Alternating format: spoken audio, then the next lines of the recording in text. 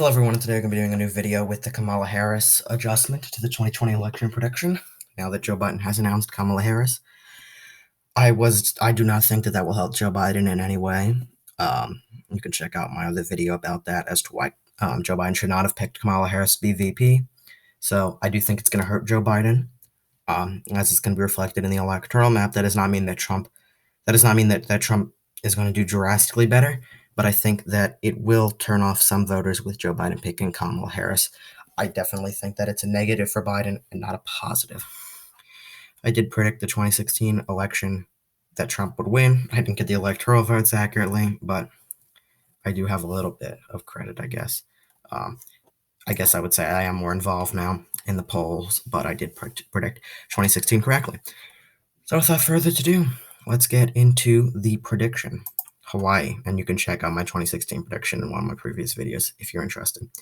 California, and I'm going to skip Washington. I'll probably put that in the likely column. New York, Massachusetts, Rhode Island, I'll leave out Delaware. And this is what I usually do. Oh, and Vermont is safe for Joe Biden. And I'm actually going to say Maine's first congressional district. If you look at the poll, he's up 30 points in that poll. Maybe if more polls come out, he'll be looking better. But as for now, or Trump will be looking better. But as for now, it's safe Democrat. Now safe Republican, Alaska, Utah. The usual stuff. So the thing about, I'll leave Kansas out, and I'll do the South. And there we go. It is safe Republican states, so 120 to 89. I'm trying to be very discreet with how I think very specific on how I think that the percentage-wise and the final tally is going to look. Not completely based on what's looking like right now, but I'm going to see. I do think Kansas will be closer than, say, South Dakota. And it was closer in 2016 than South Dakota. Anyway, and a Democrat governor is elected in Kansas, and the Senate race is looking a bit close, even though Chris Kobach lost his primary. Anyway, get back to likely Democrat states. We're going to go with Washington, Illinois. Joe Biden has that appeal there, like the Obama appeal. Obama, senator from Illinois, obviously, and Joe Biden serving as his VP. Biden's from Delaware. He could also get New Jersey. He has an appeal there as well, with votes. And I'm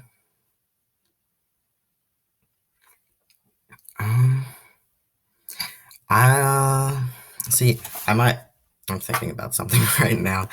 I think that we're going to keep it as it is. So 169 to 89 electoral votes for Joe Biden against Donald Trump. Now, likely Trump states are Kansas, Missouri, Indiana, and South Carolina. I know that there are a lot of polls that are somewhat close in Missouri. Missouri is a toss-up state in RCP. These polls were, frankly, similar in 2016, with Trump only being up anywhere from 7 to 11 points against Hillary Clinton, and then Trump won by 19 points, so I think he'll win Missouri by a likely margin as well. And he expanded his lead from Mitt Romney in 2012, and especially John McCain in 2008, who did terrible.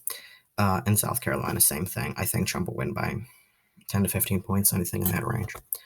And those are all likely states for Trump. I don't think I'm missing out on anything. Now, lean Biden states: Oregon, New Mexico, Colorado, Connecticut, Virginia, and Maine at large. All of these states are gonna, Joe Biden will win by a lean margin. Oregon, Connecticut, somewhat trending red, while Colorado, New Mexico, and Virginia trending blue. They'll end up at around the same margins. Clinton won that state by 5 points. I do think Kamala Harris will turn off some voters in Virginia and Colorado, especially with their comments on marijuana when Tulsi Gabbard, I would say, beat her in the Democrat primary debate. He kind of went after her on her marijuana record. So I think that'll hinder her and Joe Biden, because she does represent Joe Biden in a sense now in Colorado and Virginia. I'm going to leave the Rust Belt all to tilt states, because I do think Trump's going to narrow up the margins as much as it's looking right now. I think it will narrow up, and it is starting to look better for Trump in the polls. The polls are getting better for Trump, but we'll see how it ends up on election day. Now, lean Republican states, I'm going to go with Texas and Georgia. Trump will win Georgia by anywhere from 4 to 6 points, similar to what he did in 2016. Polls somewhat reflect that.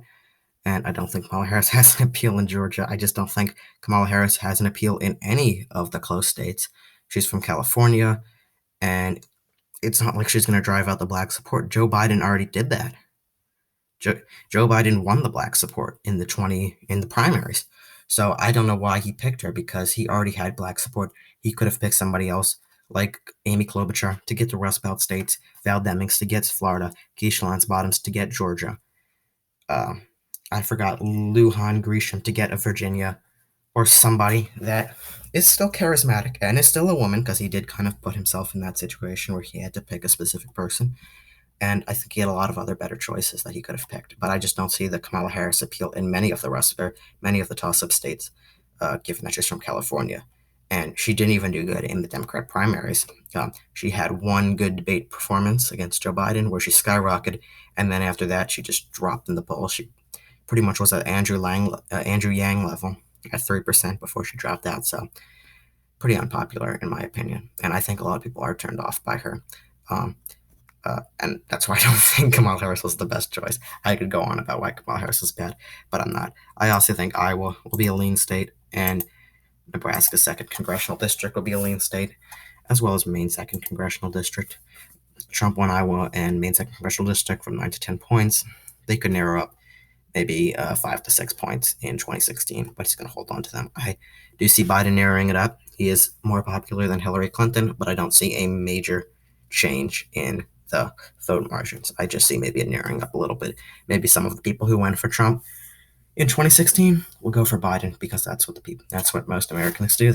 Most independents at least, they switch off party to party. So that's what we have for now. 212, 187. Looking good for Biden. Now let's go to tilt Democrat states. I'm going to say Arizona's going to tilt Democrat. Now, Trump could very well win Arizona. I don't think his campaign should give up on it, but I mean, you can't deny the fact that the polls look terrible for him there, and for Martha McSally, and in the last election for Martha McSally as well. So Republicans are definitely losing support in Arizona. That doesn't mean they can't win it in this election, and if they do win it, it will be a bit easier as a path to 270 for Trump. But as of this moment, I do see it going for Biden, even though Kamala Harris was picked as VP. And this election, I would say, does have I would say previous elections, vice presidential candidates were important, but I would not say as important for Joe Biden in this election. I just see the fact that it's definitely was, given that he wanted to make history and he wanted to make it look good, balance out the ticket. I would say it's a lot more important for Joe Biden this election, and I don't think he came through with it. But we'll see how if I end up being wrong, then I'll admit it, and I'll take a look at what my thought process was now. But as of now, I do see Joe Biden winning Arizona as well as Nevada, bringing him up to 229, and New Hampshire 233. Now he's higher than Hillary Clinton. Clinton won this by 0.3. Biden could win it by around 1 to 2 points. Still a tilt margin. Same with Nevada, 1 to 2 points. Nevada similar margins because it seems to be close state, but it does somewhat lean Democratic. Nevada is like North Carolina in a sense where it has a little bit more Democrats than Republicans, but it's always a close state. Same with New Hampshire. Clinton won by 0.3. Joe Biden could get some more Democrat turnout. I don't think Democrats turned out for Hillary. He's just going to have to get more enthusiasm, which he can definitely do. I think he just needs to campaign more, and I think the convention will help him out. He has a lot of good speakers up in the convention if you look at the speaker list. Now Trump lean states and go with North Carolina. That's going to get him above the 200 mark at least for this prediction. The polls actually are having him get better. He now in the RCP no toss-up map has a win in North Carolina. So that is good for Trump, and I think he'll win by around 2 to 3 points, similar to 2016. I believe there is a higher proportion of Republicans and Democrats in the state. It's always going to be close, but I think Republicans usually edge out the win there. Same with Florida, which is why I see Trump winning by a tilt margin in Florida. I could be wrong with what is happening with Social Security right now. He's trying to turn it around. I think he can do it, and I think he'll win Florida. Um, Republicans do seem to be favored in Florida. They have Republican governors and 2 Republican senators. So the legislature for Florida and the senators and governors are looking good for Republicans, especially now, I think, because they're getting a lot of the Cuban vote and a lot of older people are voting for Republicans. Um, but we'll see what happens with Joe Biden. I think Trump could still carry Florida, and that is going to be crucial for him to win if he wants to win. Well, obviously he wants to win, but if he wants to have a chance. Now, Ohio, I think everybody knows Trump will win by a tilt margin. Polls actually have Biden up by a little bit right now. I do think Trump will turn it around as the debates get closer and the convention gets closer for him. I don't think Kamala Harris is going to give Joe Biden a big boost in the polls. It usually does for a lot of candidates, but I just don't see it happening. If I'm wrong, obviously, I'll own up to it. But right now, I just don't see that happening. Now, Rust Belt states, and this is pretty much going to decide the 2020 election. It's also going to depend on how many people, if more Democrats use mail-in ballots, or if more people go out to the polls. And maybe, it's more elderly people in Florida would be scared to vote in public, and they might actually have some confusion with mail-in ballots. I do think that mail-in ballots could definitely be forged. I mean, I'm not trying to take a side on this, but this lady's dead dog got a mail-in ballot. So I think they need to perfect it. I think they can perfect it. And I also think they need to make it very easy so that people know how to vote and people can vote easily, especially for elderly people in Florida and people in low-income communities if they don't want to go out to the polls and they want to vote early and get their vote counted and make sure that it counts. Now the Rust Belt. All right, so I see Biden winning Minnesota by a tilt margin. It is definitely trending red if you look at the previous elections. There's no doubt about it. I still think it'll retain its Democratic identity by a tilt margin, maybe 1 to 2 points, similar with Hillary Clinton. But I do think that Biden will keep it. Trump will make it closer, though. I know he's getting some of his ads out of Michigan and not really in Minnesota. I still think it'll be closer, just given the fact that it's trending red and that Trump made it very close in 2016. So now I also see Michigan tilting blue right now. That is just how I see it happening. Trump taking ads out of the state of Michigan is definitely going to hurt him. Maybe he'll come back, do a last stretch thing, kind of what he did in 2016, where he did like 5 rallies for the last week a day. And that could help him boost in Michigan. But as of right now, I see it going Joe Biden. He could turn the state around like he did in 2016, but he's going to have that boost at the end of his election. And then I see Trump winning Wisconsin and Pennsylvania, taking this election against Joe Biden. My prediction has changed once more. It's kind of flipped on and off, flip-flopped. That's really just the state of politics at the moment. I think Trump will pick up Wisconsin and Pennsylvania. I don't think that Biden's going to have the same enthusiasm that even Hillary Clinton had or Barack Obama had. He can still try and drive up the enthusiasm. I think the vice presidential choice kind of ended it. I know a lot of people are saying, oh, well, he's going to get a lot of enthusiasm out. I think people would be more enthused about the president than vice president now. I could be wrong, and I told you before, I'll own up to it if I am, but I think Trump is going to be doing a lot of campaigning there as the election airs up, whether it's virtual or ads or even rallies. I think he'll be doing a lot of campaigning, and he'll brew up the excitement for Republicans. So I see a 279-259 victory for Trump. Landslide by no means necessary, but it is a Trump victory nonetheless. And we're going to see what happens with mail-in ballots and a plethora of other factors. I actually saw that the person who predicted the elections for the last since 1984 predicted a Biden win. Now, I mean, that is entirely possible. As you can see, the electoral votes are so close in each state. But as of right now, I see a Trump victory. And I did see a Trump victory in 2016. Maybe I'm wrong this time. Maybe I'm right this time. However, I hope you guys take my thoughts into account and you enjoyed the video. Please subscribe for more videos. We're going to be doing more Senate predictions, poll evaluations, maybe some governor races. The House is a bit more complicated because there's so many different seats, and I'm not as, I would say, educated on each district in the U.S. As much as I guess some of the other more popular election YouTube channels are.